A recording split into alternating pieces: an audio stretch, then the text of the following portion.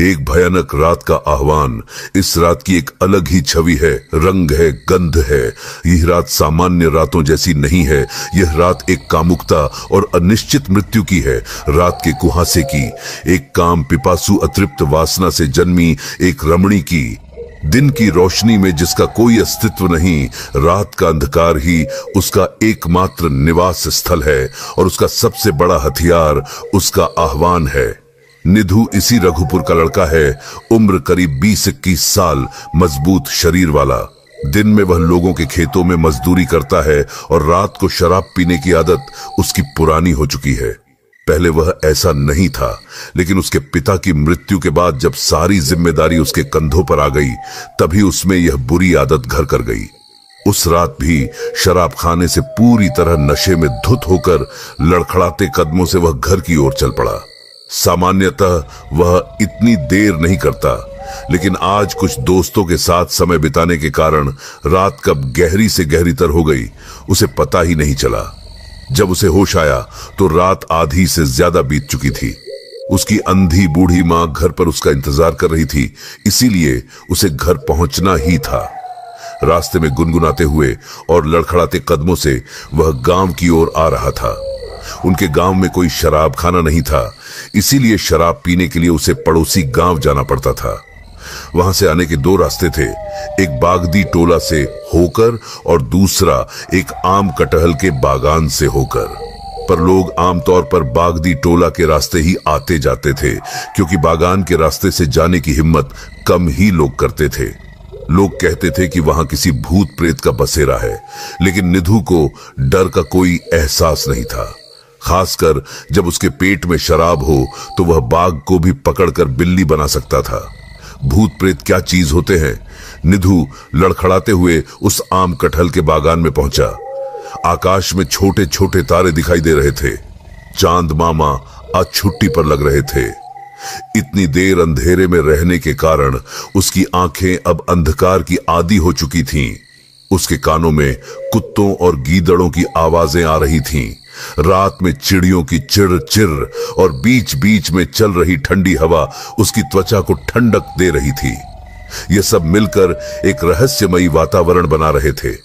अचानक निधु के कानों में किसी महिला के सुबकने की आवाज आई। उसे यह अजीब सा लगा। जहां दिन में भी कोई इस बागान में नहीं आता, वहां इतनी रात को किसी औरत का रोना क्या मतलब रखता था? उसने देखा कि एक औरत दूधिया रंग की साड़ी में सिर झुकाए फूट फूट कर रो रही थी। निधु लड़खड़ाते कदमों से उसके पास जाकर नशे में डूबी आवाज में पूछता है, अरे कौन हो तुम? इतनी रात को यहां क्या कर रही हो? वह औरत बिना सिर उठाए जवाब देती है, मैं एक अभागन हूं, बहुत भूख लगी है। निधु कहता है, अरे तो इस जंगल में क्यों बैठी हो? चलो मेरे साथ, मैं तुम्हें खाना खिलाऊंगा। वह औरत धीरे धीरे खड़ी हुई और उसकी ओर मुड़ी। उसके रूप को देखकर निधु का नशा पल भर में उड़ गया। उसकी सुंदरता अद्वितीय थी। चेहरा जैसे एक पारदर्शी दर्पण, आंखें जैसे कामदेव का वास, होठों पर जैसे किसी ने रक्त की लाली घोल दी हो। उसके शरीर की हर रेखा स्पष्ट थी और रात के अंधेरे में भी वह चमक रही थी। एक पल के लिए निधु को लगा कि उसके सामने स्वयं कामदेवी खड़ी है। तभी उस औरत की मादक आवाज से निधु का ध्यान टूटा। वह औरत कामुक मुस्कान के साथ बोली, क्या देख रहे हो? निधु आधे होश में जवाब देता है, तुम्हें। वह औरत अब अपनी बाहें फैलाकर कहती है, आओ मेरे पास आओ, मुझे आलिंगन करो, मेरी प्यास बुझाओ। निधु अपने आप को रोक नहीं सका और तुरंत उस औरत को आलिंगन में भर लिया। वे दोनों सृष्टि के आदिम खेल में डूब गए। सारा बागान उनकी मध्यम चीखों से गूंज उठा, मानो प्रकृति स्वयं उस कामुकता का आनंद ले रही हो।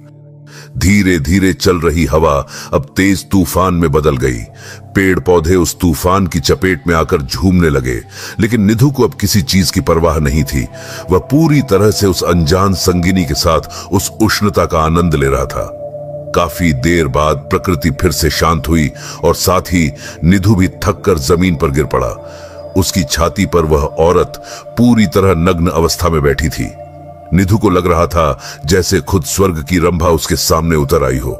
निधु मन ही मन सोच रहा था कि यह रात कभी खत्म न हो, अगर यह केवल एक सपना हो तो वह इसे बार बार देखना चाहेगा। लेकिन तभी उस औरत ने धीरे धीरे अपना चेहरा निधु के कान के पास लाकर मीठी आवाज में फुसफुसाकर कहा, अब तुम्हारा समय पूरा हो गया है निधु। यह सुनकर निधु ने हैरानी से उसकी ओर देखा। उसके चेहरे पर एक चालाक मुस्कान तैर रही थी। पहले कि निधु कुछ कर पाता, उस औरत ने अपने तीखे दांत निधु की गर्दन में घोंप दिए। उसने वहां से एक मांस का टुकड़ा निकालकर स्वाद पूर्वक खाना शुरू कर दिया। निधु का शरीर तड़पते हुए कुछ देर में ठंडा पड़ गया। उसके अट्टहास से आसमान और धरती कांप उठे।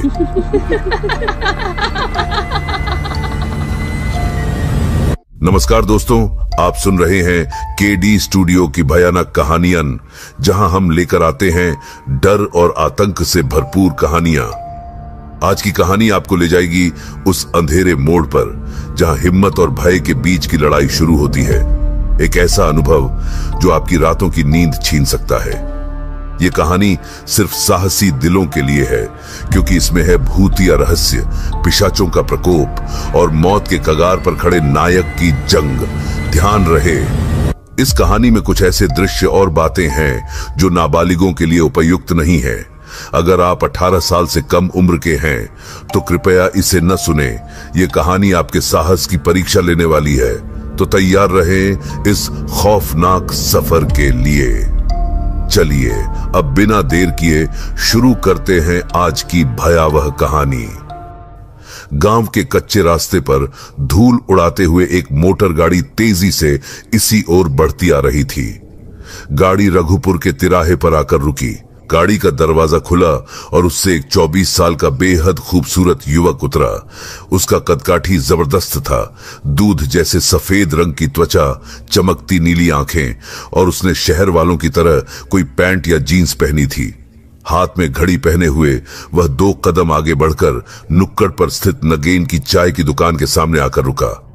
दुकान से एक सिगरेट खरीदकर उसने एक कश लिया और फिर उस युवक ने पूछा, अच्छा, यहां हरिहर बाबू का घर कहां है?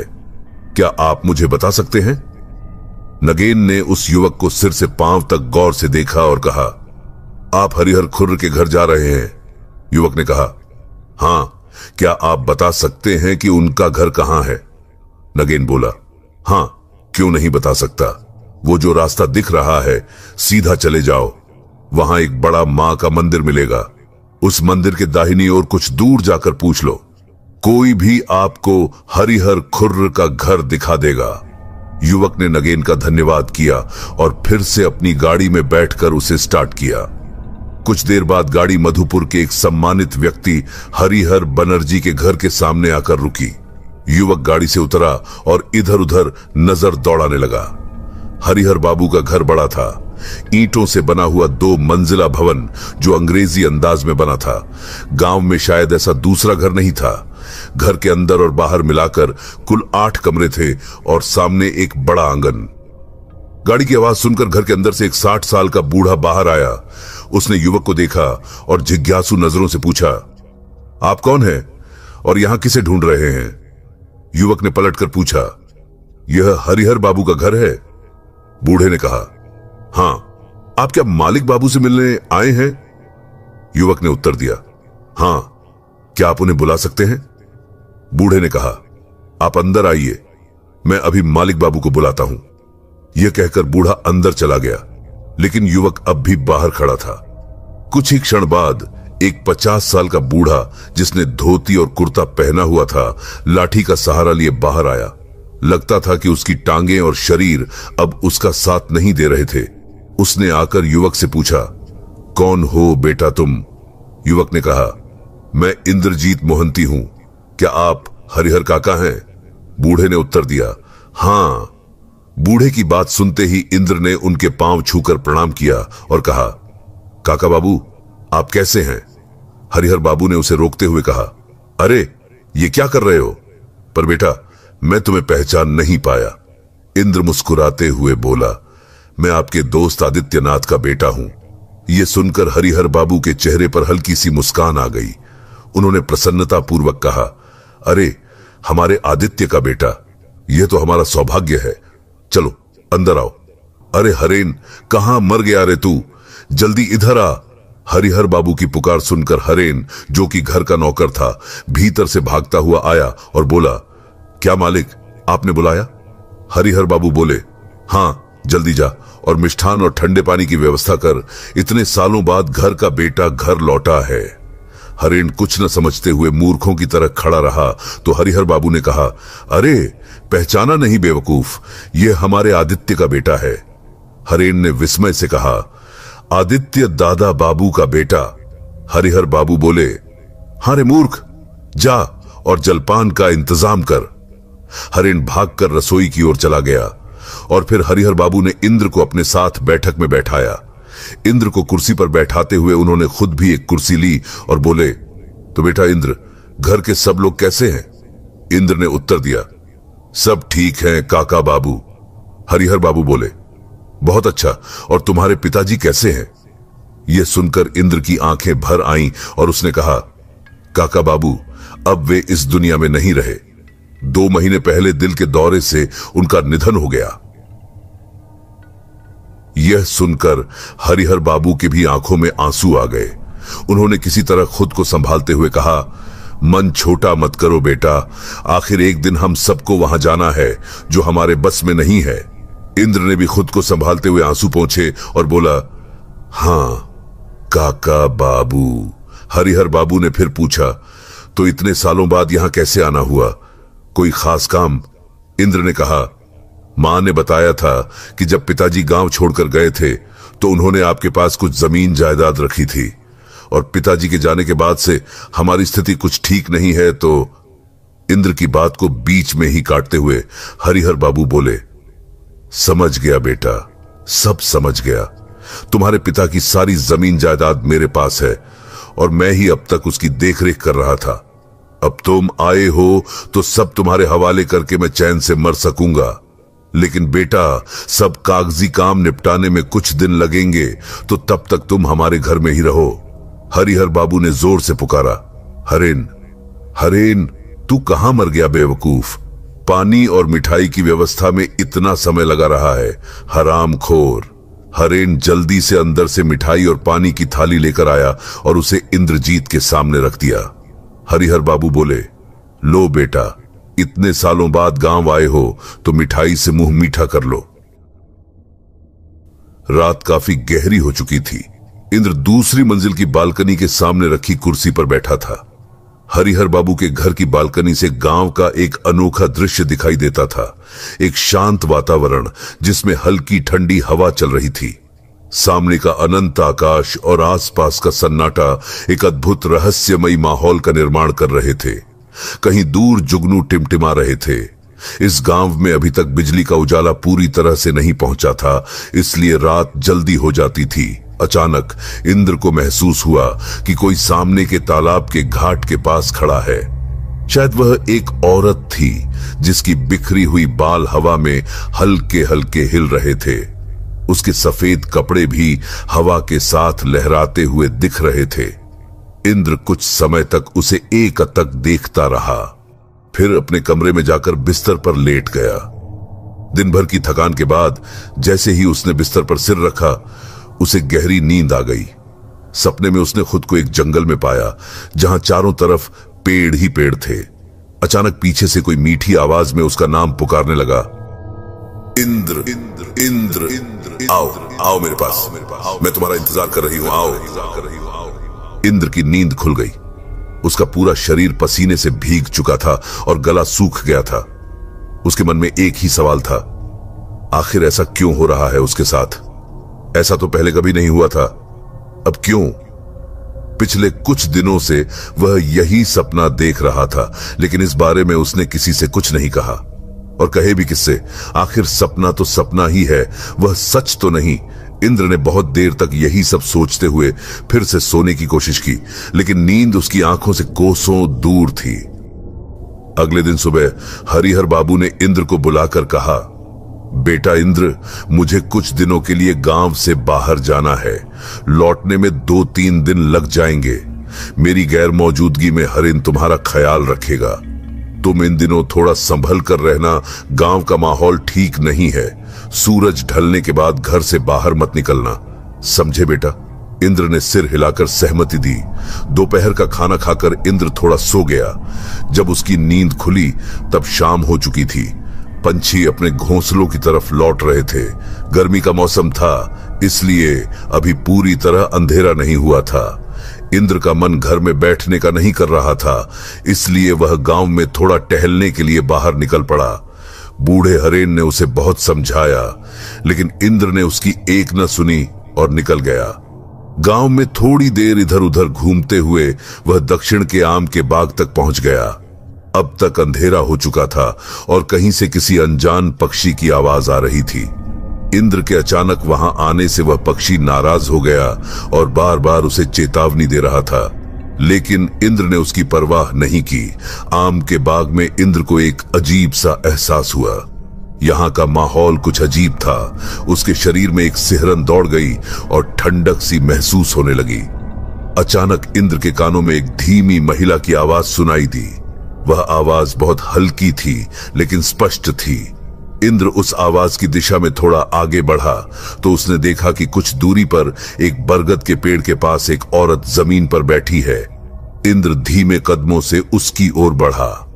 चांद की हल्की रोशनी में वह औरत पूरी तरह से दिखाई नहीं दे रही थी, लेकिन इंद्र ने यह समझ लिया कि वह युवती होगी। उसकी उम्र ज्यादा नहीं थी, शायद 20 साल के करीब होगी। इंद्र उस औरत के पास पहुंचा और उसके कंधे पर हाथ रखने की कोशिश की, लेकिन फिर उसने हाथ पीछे खींच लिया। फिर हल्की आवाज में पूछा, तुम कौन हो? इतनी रात को यहां क्या कर रही हो? उस औरत ने इंद्र की आवाज सुनकर उसकी ओर देखा। इंद्र ने पहली बार उसका चेहरा देखा। हल्की चांदनी में भी उसका चेहरा बहुत खूबसूरत था, जैसे उसका चेहरा हजारों छोटे छोटे सितारों से बना हो।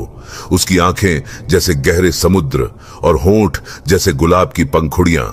इंद्र ने खुद को किसी तरह संभालते हुए फिर से पूछा, तुम कौन हो? उस औरत ने धीरे से जवाब दिया, मेरा नाम अभागी है। इंद्र ने हल्के से हंसते हुए कहा, धत, ऐसा भी कोई नाम होता है? वह औरत फिर से बोली, सब मुझे इसी नाम से पुकारते हैं। जब मैं छोटी थी मेरे पिता का निधन हो गया, फिर मां भी गुजर गई। तभी से मेरी परवरिश मेरी दादी ने की। जब मेरी उम्र 10 साल थी तो दादी भी गुजर गई। किसी तरह लोगों के घरों में काम करके दिन बिता रही थी, लेकिन जिस घर में काम करती थी वहां के मालिक की मुझ पर बुरी नजर थी। एक दिन उसने मेरी इज्जत लूटने की कोशिश की, लेकिन मैं किसी तरह उसकी पकड़ से बच निकली। बाद में मेरी शादी गांव के एक गड़रिया से हो गई और सब कुछ ठीक चल रहा था। लेकिन एक दिन खेत में काम करते हुए मेरे पति को सांप ने काट लिया और उसकी मौत हो गई। यह कहकर वह औरत चुप हो गई और उसकी आंखों से आंसू बहने लगे। इंद्र उसके पास बैठते हुए बोला, तुम यहां क्यों बैठी हो? लड़की ने कहा, बाबू, मैं यहीं रहती हूं, गांव में जाना मना है। इंद्र ने कहा, अच्छा, अब बहुत देर हो गई है, मैं चलता हूं, कल फिर आऊंगा।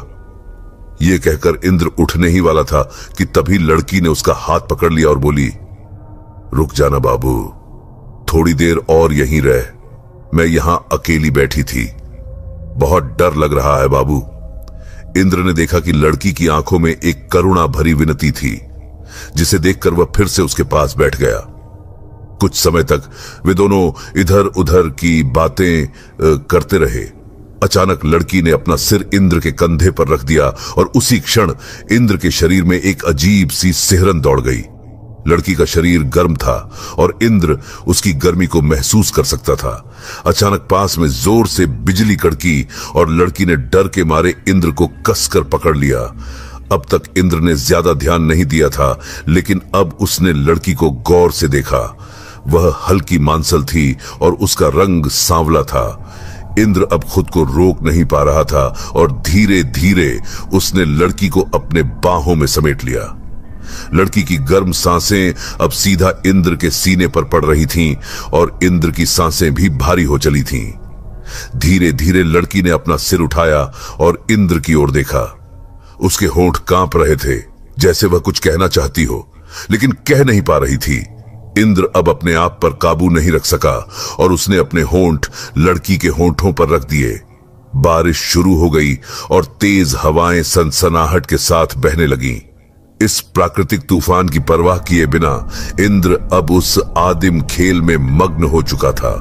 उसके नंगे शरीर पर अब नाखूनों के निशान साफ दिख रहे थे। कितनी देर तक यह खेल चलता रहा, इसका उन्हें अंदाजा भी नहीं था। जब सब कुछ सामान्य हुआ तो रात लगभग खत्म हो चुकी थी। इंद्र अभी भी नग्न अवस्था में लेटा था और लड़की उसके सीने पर। इंद्र ने धीरे से उसके सिर पर हाथ फेरते हुए पूछा, तुम मेरे साथ शहर चलोगी? यहां इस गांव में तो तुम्हारा कोई नहीं है। लड़की ने आंसुओं से भरी आंखों से इंद्र की ओर देखा और कहा, तू सच में मुझे अपने साथ ले जाएगा बाबू? इंद्र मुस्कुराते हुए बोला, हां, मैं सच में तुम्हें अपने साथ ले जाना चाहता हूं। लड़की ने कहा, हां चलूंगी, तेरे बिना मेरा कोई नहीं है बाबू। यह कहकर लड़की ने इंद्र को कसकर पकड़ लिया और इंद्र ने उसकी गर्मी को बड़े ध्यान से महसूस किया। जैसे ही सुबह की रोशनी फैलने लगी, लड़की ने मीठे स्वर में कहा, बाबू अब तू घर चला जा, सुबह हो गई है। गांव के लोग अगर तुझे यहां देख लेंगे तो बहुत बातें बनाएंगे। इंद्र ने उसकी बात का कोई जवाब नहीं दिया और थके हुए शरीर को खींचते हुए किसी तरह घर की ओर बढ़ने लगा। अचानक उसने पीछे मुड़कर लड़की की ओर देखा और कहा, मैं आज रात फिर आऊंगा तुम्हारे पास। जवाब में लड़की ने एक हल्की सी मुस्कान देकर सहमति में सिर हिला दिया। इस तरह 3 दिन बीत गए। इन 3 दिनों में इंद्र ने महसूस किया कि वह धीरे धीरे उस लड़की से प्यार करने लगा है, लेकिन उसे यह चिंता सता रही थी कि समाज इस रिश्ते को कैसे मानेगा। और सबसे बड़ी बात यह थी कि उसकी मां क्या इस लड़की को स्वीकार कर पाएगी। इसी उधेड़बुन में इंद्र के मन में तरह तरह के विचार आने लगे, लेकिन अंततः उसने फैसला कर लिया कि चाहे जो हो, वह लड़की को अपनी पत्नी का दर्जा जरूर देगा, चाहे कोई कुछ भी कहे। शाम को हरिहर बाबू घर लौट आए। उन्होंने इन दिनों में जमीन जायदाद के सारे कागज पत्र इंद्र के नाम कर दिए थे।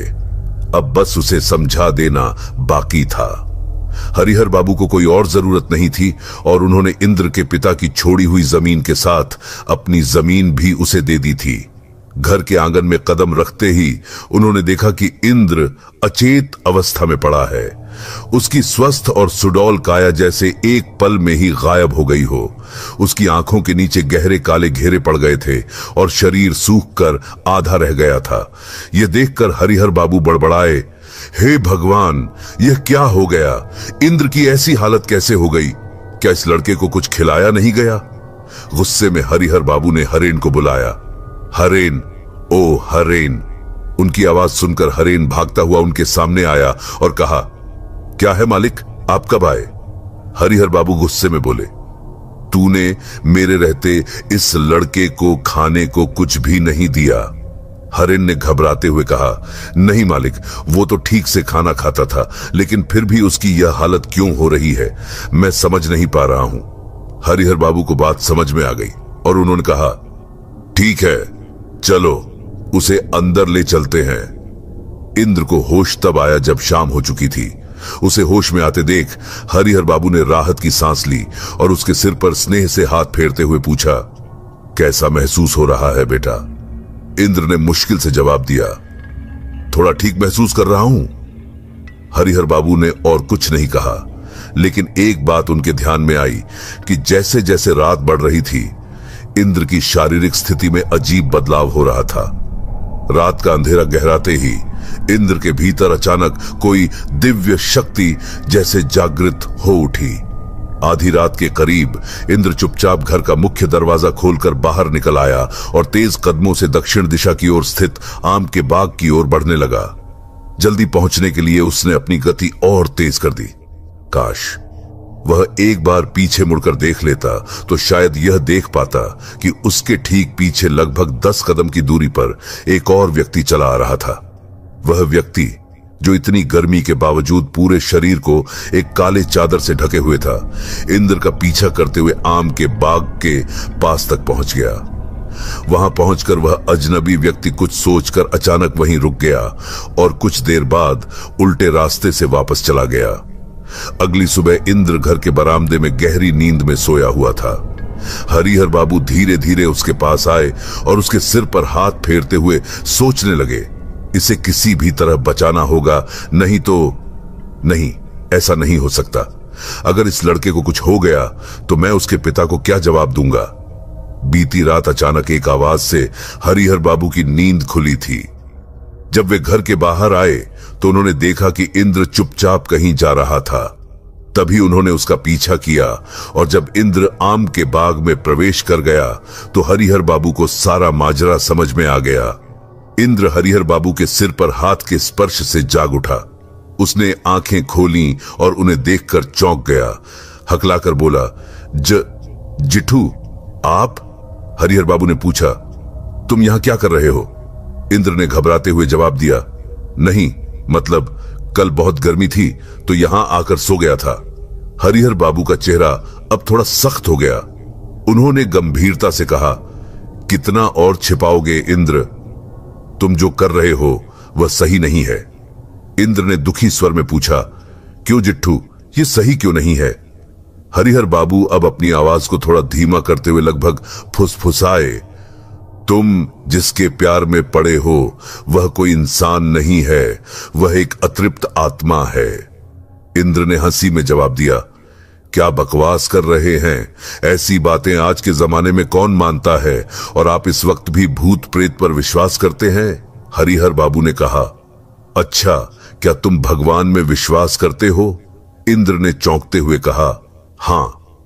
हरिहर बाबू ने जवाब दिया, तो फिर यह भी मान लो कि जैसे शुभ शक्तियां होती हैं वैसे ही अशुभ शक्तियां भी होती हैं। इंद्र ने अब थोड़ी चिढ़कर कहा, इससे आप क्या साबित करना चाहते हैं? देखिए, मुझे इन सब चीजों में यकीन नहीं है और वैसे भी वह कोई आत्मा नहीं है।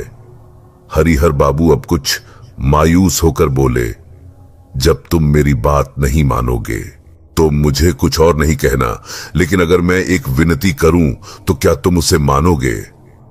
इंद्र ने कहा, ऐसा मत कहिए, आप मेरे पिता के समान हैं।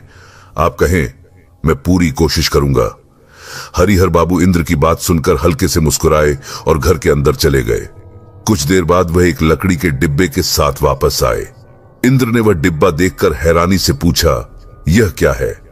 हरिहर बाबू ने बिना कोई जवाब दिए उस डिब्बे से एक लाल धागा निकाला और उसे इंद्र की कलाई पर बांधते हुए कहा, इसे हमेशा अपनी कलाई पर बांधे रखना।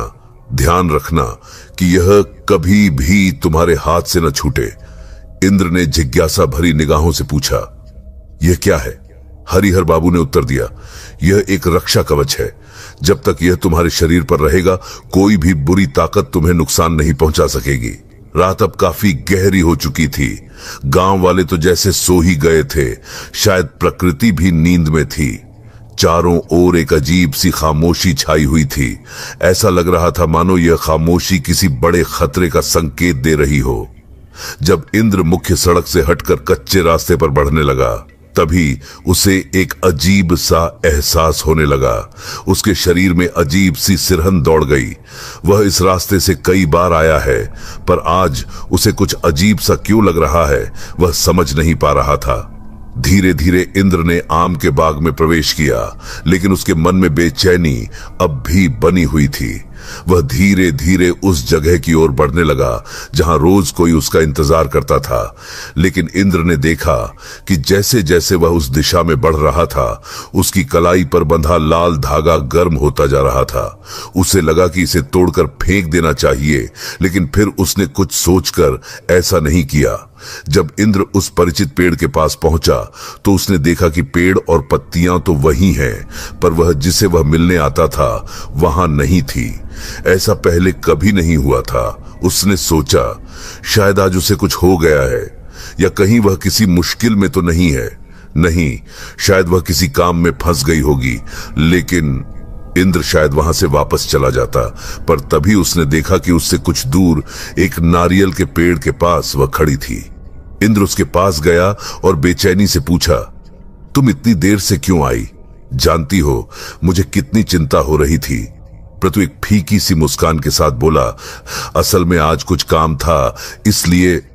कहते कहते अभागी ने इंद्र का हाथ छू लिया। उसी पल अभागी जोर से चीखते हुए दूर जाकर गिर पड़ी। इंद्र चौंक कर उसकी ओर बढ़ने लगा। उसके चेहरे पर हैरानी और उत्सुकता के भाव स्पष्ट थे। जब वह अभागी से कुछ कदमों की दूरी पर था, तभी इंद्र के सारे सवाल खत्म हो गए और उसे भय ने घेर लिया। यह वह अभागी नहीं थी जिसे वह जानता था। एक पल में सब कुछ उलट पुलट हो गया। अभागी की मासूम सूरत कहीं गायब हो गई थी और उसकी जगह एक भयावह हिंसक रूप प्रकट हो गया था। अभागी के शरीर से सड़ी हुई मांस की लथड़े गिर रहे थे। चेहरे पर भयानक क्रूरता दिख रही थी। उसकी आंखों में गहराई तक जलती हुई प्रतिशोध की आग भड़क रही थी। उसका चेहरा सड़ चुका था और उस पर कीड़े रेंग रहे थे। इंद्र से अब और देखा नहीं जा रहा था। इंद्र जैसे अपनी होश हवास खो बैठा था। उसे समझ नहीं आ रहा था कि ऐसी स्थिति में वह क्या करे। अचानक उसे अपने हाथ में कुछ गर्मी महसूस हुई और वह होश में आया। तुरंत ही वह वहां से पागलों की तरह दौड़ने लगा।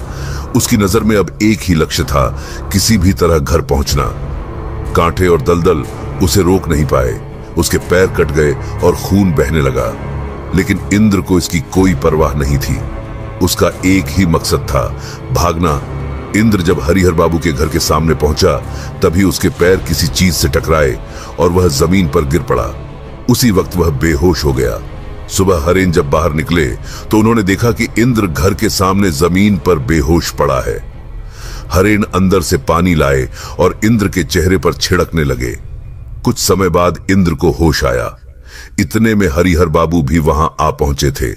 उन्होंने समझ लिया था कि रात कुछ भयानक हुआ होगा।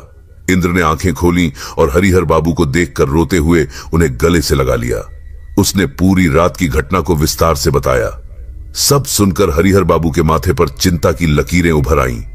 वे गंभीर आवाज में बोले, इंद्र बेटा, तुम बहुत थक गए हो, थोड़ा आराम करो। मैं देखता हूं कि क्या किया जा सकता है।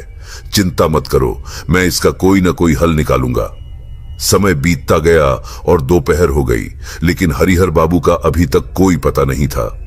इंद्र की आंखों में नींद नहीं थी, क्योंकि जब भी वह आंखें बंद करता, पिछली रात के भयानक दृश्य उसकी आंखों के सामने आ जाते। उसकी आंखों से लगातार आंसू बहते जा रहे थे। शायद वह सच में अभागी से प्यार करने लगा था। शाम ढलते ही हरिहर बाबू घर लौटे। उनके हाथ में केले के पत्ते में कुछ बंधा हुआ था। इंद्र बाहर बैठा था। उन्हें आते देख वह दौड़कर उनके पास पहुंचा और उत्सुकता से पूछा, जिट्ठू, कुछ उपाय मिला? हरिहर बाबू ने इंद्र को सांत्वना दी। इंद्र बेटा, चिंता मत करो। मैंने पता किया है कि हमारे गांव से 2 गांव आगे एक साधु महाराज रहते हैं। कल सुबह मैं तुम्हें उनके पास ले चलूंगा। रात के खाने के बाद हरिहर बाबू और इंद्र एक ही कमरे में सोए। लगभग आधी रात का समय था। आसमान में आधा चांद चमक रहा था। तभी घर के पास से कहीं एक सियार की भयानक चीख सुनाई दी, जिससे इंद्र की नींद खुल गई। उसने इधर उधर देखा, लेकिन कुछ नहीं था। हरिहर बाबू भी उसके पास ही सो रहे थे। इंद्र फिर से सोने की कोशिश करने लगा। तभी उसे एक स्त्री की आवाज सुनाई दी। यह आवाज उसे पहचानी सी लगी। यह अभागी की आवाज थी, जो उसे पुकार रही थी, एक करुण और मोहक स्वर में, जैसे किसी भी बाधा को पार करके उसे उसकी पुकार का जवाब देना होगा। इंद्र बिस्तर से उठा और डगमगाते कदमों से कमरे से बाहर निकल आया। उसकी आंखें बंद थीं। वह जैसे किसी अनजान शक्ति के वश में था। जब उसने होश में पाया तो वह खुद को आम के बाग में खड़ा पाया। उसने चारों ओर देखा और अभागी को देखा, जो उसकी ओर अपने उसी मासूम रूप में खड़ी थी। अभागी ने मधुर स्वर में कहा, क्या रे बाबू, मुझसे डर गया क्या? देख, मैं वही अभागी हूं जिससे तू प्यार करता था। आ, मेरे पास आ, मुझे अपना बना ले। इंद्र ने चीख कर कहा, नहीं, कभी नहीं। इंद्र की यह बात सुनते ही अभागी की आंखें जल उठीं और वह फिर से अपने असली रूप में लौटने लगी। उसका नग्न शरीर सड़ रहा था, उससे सड़ी हुई मांस की बदबू उठ रही थी। चेहरा विकृत हो गया था, उसकी जबड़े से लार और कीड़े गिर रहे थे। दूर कहीं एक सियार की आवाज गूंजी और इंद्र समझ गया कि यह रात उसकी आखिरी रात है। अभागी ने तीखे स्वर में कहा, तो अब मर मेरे हाथों। यह कहकर अभागी इंद्र की ओर दौड़ी। इंद्र ने देखा कि उसके हाथ में अब वह लाल धागा नहीं था। शायद कल रात ही किसी पेड़ से टकराकर वह धागा टूट गया था। इंद्र के मन में अब भय का संचार हुआ। वह अभागी अब लगभग इंद्र के सामने आ चुकी थी। उसने अपने नुकीले नाखूनों वाले दोनों हाथ इंद्र के गले की ओर बढ़ा दिए। इंद्र भय और आतंक से जड़वत खड़ा रह गया। तभी अचानक पास के एक झाड़ी के पीछे से हरिहर बाबू निकलकर इंद्र के सामने आ खड़े हुए और अपने हाथ में मौजूद मां काली की एक छोटी मूर्ति अभागी नामक पिशाचिनी की ओर बढ़ा दी। अभागी गलती से उस देवी की मूर्ति को छू बैठी और उसी पल एक तीव्र प्रकाश विस्फोट हुआ। पिशाचिनी एक घोर मृत्यु चीख के साथ हवा में उछलकर जमीन पर गिर पड़ी। उसके पूरे शरीर में धधकती आग की लपटें उठने लगी और देखते ही देखते पिशाचिनी का शरीर जलकर राख हो गया। हरिहर बाबू ने इंद्र का सिर अपनी गोद में लेकर उसे होश में लाने की कोशिश की। कुछ समय बाद इंद्र को होश आया और उसने हरिहर बाबू को देखकर रोते हुए कहा, आज आपकी वजह से मेरी जान बच गई। हरिहर बाबू ने कहा, देखो बेटा इंद्र, हमारी आंखों से जो कुछ नहीं दिखता उसका मतलब यह नहीं कि उसका अस्तित्व नहीं है। एक कहावत है, विश्वास से मिलाए वस्तु तर्क के बहुदूर, कुछ वैसा ही है। इंद्र ने आंसुओं से भरी आंखों से हरिहर बाबू की ओर देखा और बोला, आज मैंने अपनी जान देकर यह समझा, आपको धन्यवाद देने के लिए मेरे पास शब्द नहीं है।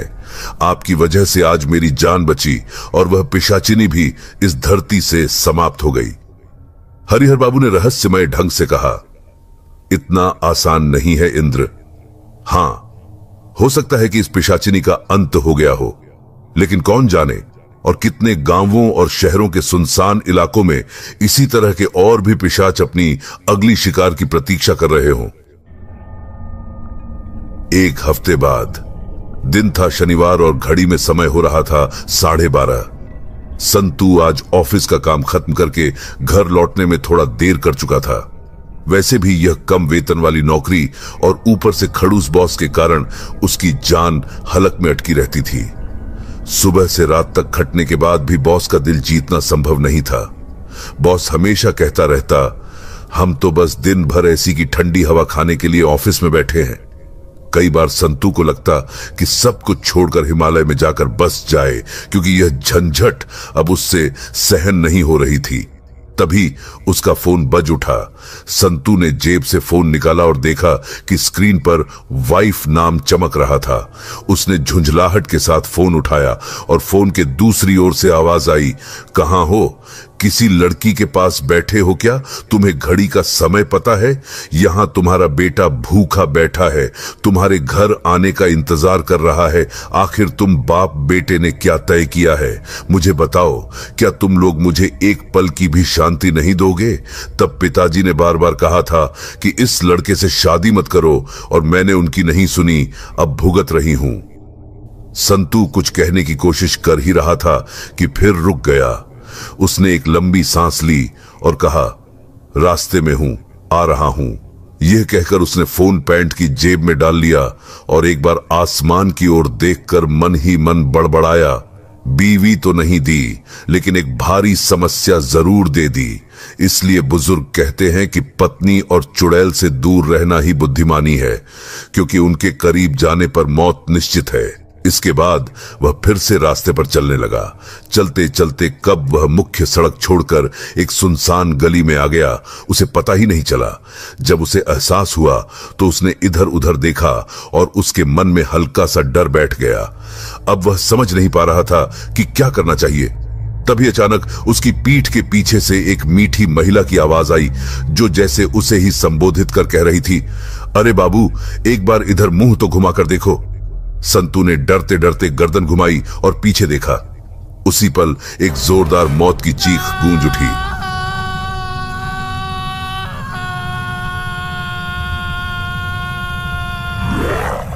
तो दोस्तों, ये थी आज की खौफनाक कहानी, जहां अंधकार और रहस्यों से घिरे हुए हमारे नायक ने पिशाचिनी के आतंक से छुटकारा पाया।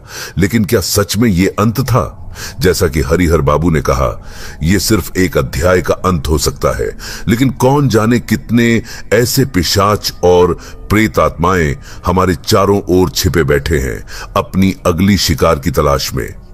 अगर आपको यह कहानी पसंद आई हो तो लाइक करें, शेयर करें और चैनल को सब्सक्राइब करना न भूलें, क्योंकि हम लेकर आएंगे और भी डरावनी, रोमांचक और रहस्यमयी कहानियां जो आपके रोंगटे खड़े कर देंगी। ध्यान रहे, अगली कहानी में कौन जाने किसका सामना होगा किसी और खौफनाक सच्चाई से। तब तक सुरक्षित रहें और अंधेरे में अकेले जाने से बचें।